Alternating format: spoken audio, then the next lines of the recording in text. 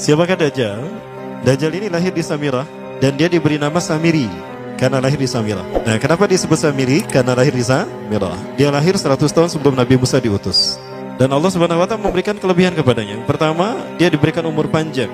Ya, yang zara umru ila yamsa ila akhir zaman. Ya, dia ditangguhkan ajalnya sampai akhir zaman. Yang kedua, dia memiliki kecerdasan di atas akal jenius rata-rata umat manusia. Jadi sejenius apapun umat manusia yang normal, dia 60 tahun di atasnya. Sehingga penemuan-penemuannya, kecanggihan berpikirnya, kedewasaannya jauh di atas manusia. Rata-rata manusia normal. Yang ketiga, dia memiliki kemampuan sihir yang luar biasa. Apapun sihir yang selama ini kita saksikan, tidak ada yang mampu mengalahkan sihir dia. Sehingga saking luar biasa sihir yang dia miliki, seolah-olah orang mengenalnya selevel dengan Tuhan. Karena apapun yang semestinya menjadi perbuatan Tuhan, Dajjal bisa melakukannya. Nah, ini saking hebatnya sihir Dajjal. Nah, nasab kelahirannya adalah nasab yang aneh para Allah.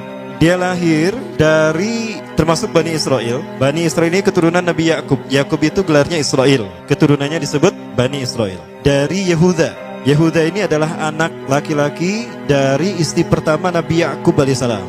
Nabi Yakub istrinya 4. Yang pertama bernama Ya'la. Dari Ya'la ini melahirkan 6 orang. Salah satunya bernama Yehuda dan Lewi. Lewi melahirkan Nabi Musa alaihissalam. Yehuda melahirkan bangsa yang kita kenal Yahudi. Salah satunya Yehuda ini melahirkan generasi yang pada akhirnya melahirkan Samiri. Ya, kalau Rahil istri yang kedua, dan ini istri yang paling dicintai oleh Nabi Yakub, melahirkan 2 anak, Bunyamin dan Nabi Yusuf. Nabi Yusuf dan Bunyamin. Yang lainnya juga sama melahirkan 2 anak. Kahit dari Ya'la melahirkan 2 anak, Dam dan Naftali.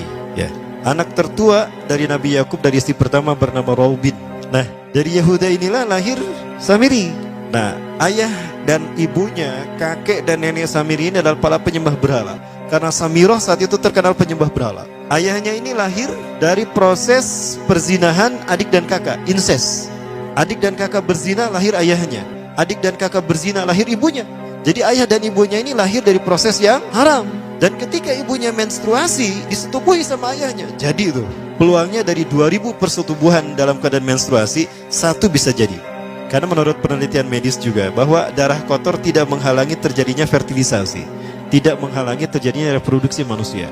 Jadi tetap pembuahan ovum oleh sperma bisa terjadi walaupun ada dalam medium darah kotor, menstruasi. Nah, ketika itulah hamil dan lahirlah Samiri. Rasulullah SAW menyebutkan dalam Musnad Imam Ahmad, ayah dan ibu Dajjal ini melewati perkawinannya selama 30 tahun tanpa melahirkan seorang anak pun. Dan di tahun ke-30 pernikahannya melahirkan Dajjal, melahirkan Samiri. Kelahirannya ini akan Dajjal, melahirkan Samiri. Kelahirannya ini akan menjadi petaka bagi kedua orang tuanya.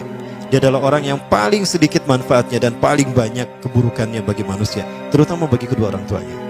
Bahkan ketika dia lahir, alam semesta menolak kelahirannya. Dordar gelap, hujan badai, petir, itu terjadi di malam di mana Samiri dilahirkan. Seolah-olah alam menolak kehadirannya. Nah, sejak lahir sampai usia 5 tahun dia tidak netek sama ibunya. Kebayang, 5 tahun air susu ASI tidak ditetekkan. Itu yang menyebabkan terjadinya kanker payudara. Maka ibunya pun meninggal gara-gara kanker payudara ini. Nah, ibunya meninggal gara-gara itu. Terbukti apa yang disabdakan Rasulullah. Kelahirannya menjadi petaka bagi kedua orang tuanya. Begitu pula ayahnya, maka ayahnya menjadi single parent. Nah, kemudian di tahun yang kelima, sejak lahir sampai 5 tahun, kenapa dia menetek pada ibunya? Karena kerjanya tidur melulu. Disebut mati, dia bernafas dan cuma berdetak. Disebut hidup, dia tidak bergerak. Antara hidup dan mati, la yamutu wa la yahya. Nah, maka di usia ke-5 tahun, nah ini terjadi peristiwa yang menarik. Apa itu? Samiri bangun dari tidurnya di tengah malam dan tidak ada orang yang menyadari Samiri bangun. Dia merangkak dan pindah ke berhala yang terbesar. Nah, dia pindah ke pangkuan berhala terbesar, tidur di sana. Dan ternyata ketika berada di berhala terbesar tadi, ya buang air kecil dan buang air besar.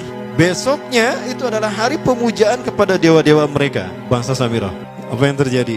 Ketika terjadi ritual pemujaan tadi, maka sang raja yang dipertuhankan oleh kaumnya mencium sesuatu yang tidak enak. Bapaknya Samiri ini adalah tokoh agama paganisnya. Pas dilihat, kaget sang raja. Ternyata itu pesing berasal dari pantatnya si Samiri yang ada di pangkuan berhala terbesar. Marah murka tuh sang raja. Itu anak kamu, kenapa ada di situ? Kurang ajar kamu, ya telah menghina Tuhan kita. Kenapa kamu pindahkan anak kamu ke situ? Oh tidak Tuhan, saya tidak memindahkannya. Bagaimana saya bisa menghina Tuhan saya? Lalu siapa yang memindahkannya? Kan dia lumpuh. Nah, sekali lagi, kehadirannya menjadi petaka bagi kedua orang tuanya. Akhirnya raja marah dan ayahnya dipenjara. Selama ayahnya tidak bisa membuktikan penghinaan tadi, maka ayahnya dihukum mati. Pada akhirnya ayahnya pun dihukum mati. Ya, sedikit manfaat bagi kedua orang tuanya. Maka kemudian dia hidup pelihara oleh sang raja. Dan pas di usia dia 5 tahun itu, Allah menimpakan murkanya kepada bangsa Samirah yang sudah kelewat batas, maksiat, dan sudah tidak ada toleransi dari Allah untuk mereka hidup di bumi. Maka Allah perintahkan mereka Jibril menghabisi mereka. Maka bangsa Samirah ini pun diratakan. Si Samiri karena masih balita, ya Allah selamatkan dia lewat malaikat Jibril. Diselamatkan dia dan ditempatkan di pulau entah berantah. Ada yang menyebutkan pulau ini berada di Laut Yaman, dan pulau ini dinamakan Pulau Socotra. Pulau Socotra ini adalah pulau yang berada di ujung Jazirah Arab. Nah, ini Pulau Socotra. Ini pulau tempat di mana Dajjal atau Samiri dibesarkan sejak 5. Socotra ini adalah pulau yang berada di kawasan Yaman. Pulau yang memiliki banyak keunikan luar biasa. UNESCO sempat ingin menjadikannya keajaiban yang ke-8. Kan ada 7 keajaiban dunia ya. Yang ke-8-nya tadinya ini. Namun karena dia terkait dengan Samiri Dajjal, maka banyak negara yang menentangnya, terutama negara-negara yang menjadi pengikut Dajjal.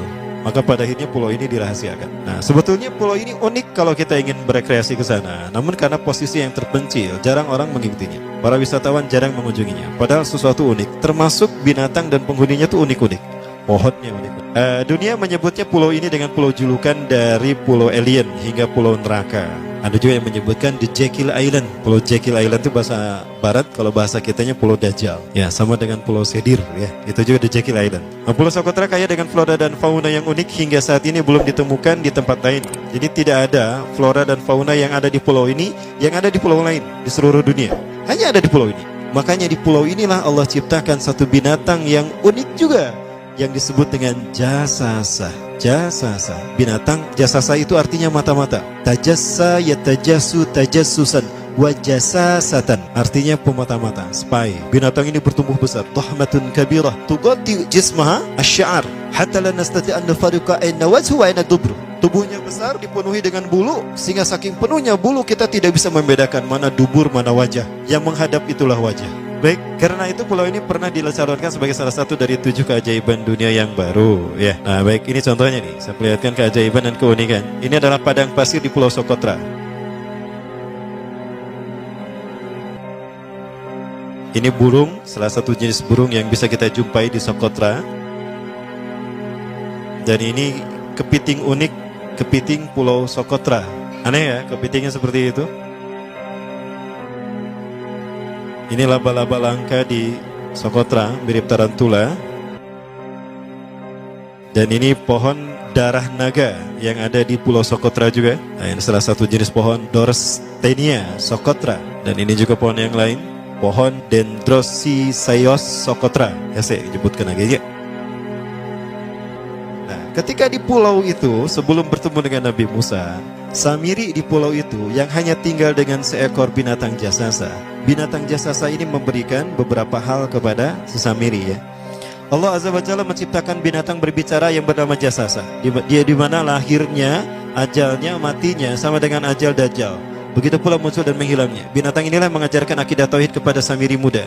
Pelajaran ini kononnya ditulis oleh Jibril alaihissalam dalam bentuk panel-panel atau prasasti. Isi prasastinya panel 1 yang ditulis oleh malaikat Jibril, panel 1 itu berisi kalimat la ilaha illallah, tidak ada Tuhan selain Allah. Ini dijelaskan oleh binatang jasasa. Yang kedua, panel kedua berkata Allahu wahid la syarika. Kedua, panel kedua berkata Allahu wahid la syarikalah. Allah Maha Esa, tidak ada sekutu bagi Allah. Itu dijelaskan juga oleh binatang jasasa ini. Nah, binatang jasasa ini sekali lagi dia bertubuh besar. Kategorinya adalah kelasnya itu mamalia, genusnya mamalia. Cuma saya tidak tahu nama spesiesnya apa. Pada tahun 2017, akhir dari bulan Agustus di Filipina ditemukan binatang seperti ini. Ciri-ciri binatang ini nyaris sempurna seperti ciri-ciri binatang jasasa yang disebutkan Rasulullah terkait dengan binatang yang memata-matai Dajjal. Tubuhnya penuh dengan bulu. Ini disebutkan dalam surat An-Naml ayat ke-82.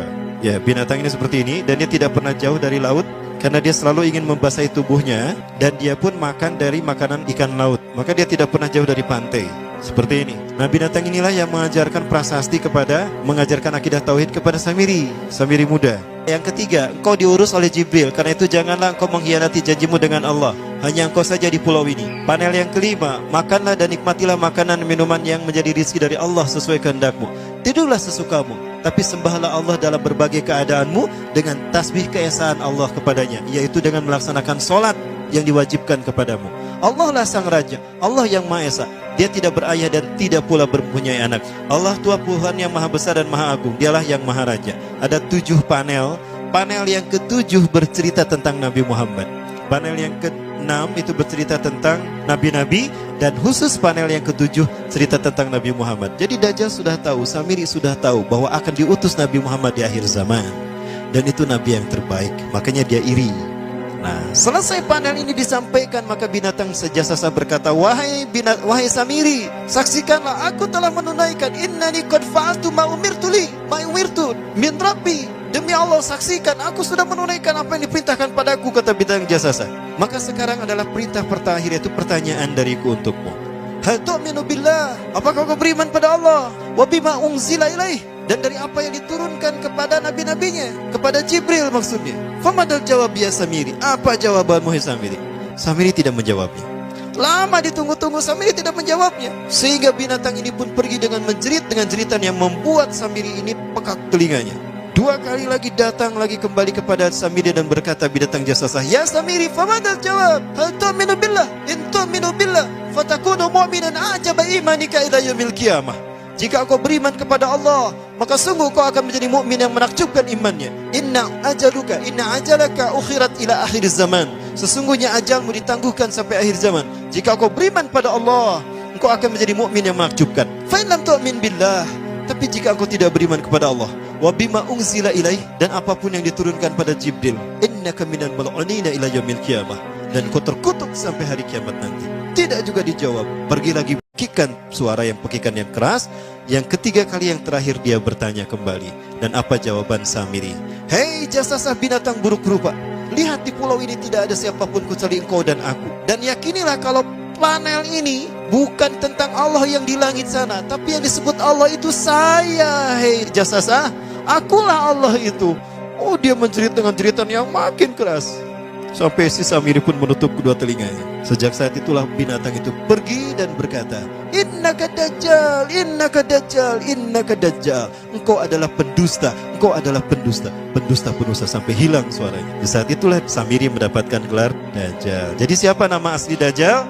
Samiri. Dajjal artinya al-kazab, pendusta, bukan singkatan kali. Baik, nah sejak saat itulah Samiri keluar dari pulau itu, dan dia sudah menyandang gelar Dajjal, pendusta, karena dia mengaku Tuhan. Baik, Iwabillah, jangan salah, Dajjal kecerdasan yang mampu melakukan cloning dan mampu melakukan berbagai macam riset dan eksperimen. Hatta eksperimen yang mengilhami film Hook itu Dajjal bisa melakukan. Bahkan ketika orang membayangkan kendaraan tercanggih itu pesawat terbang, Dajjal sudah mampu membuat piring terbang dengan kecerdasannya. Ya. Rasulullah menyebutkan kendaraan Dajjal itu dia bisa terbang, kata Rasulullah. Dan kecepatan terbangnya 5 km per sekon. 1 detik 5 km. Hanya dengan berkedip-kedip dia berkeliling dunia. Ya. Kecepatan ini diambil dari hadis Rasulullah. Berapa kecepatannya Rasulullah ketika dia terbang di muka bumi? Ya, kendaraan yang dia gunakan itu kecepatan terbangnya seperti awan yang ditiup angin, kata Rasulullah. Dan awan rata-rata ditiup angin itu 5 km per sekon. Dan jarak dari satu telinga ke telinganya, artinya setengah diameter atau diameter kepalanya, keledai yang dia gunakan, Rasul menyebutnya keledai, itu arba'una zira, 40 hasta, 27 meter. Diameternya itu 27 meter. Keledai macam apa yang jarak dari satu telinga ke telinganya 27 meter? Kalau bukan piring terbang. Ini bisa 24 meter kan? 27 meter, bisa tidak? Bisa, dan kecepatannya pun sama. Dan pernah meninggalkan jejak Cop Circle di Yogyakarta. Nah, Cop Circle itu adalah jejak UFO yang menjadi isyarat instruksi bagi para pelaku konspirasi dunia. Siapa? Para kalangan Illuminati.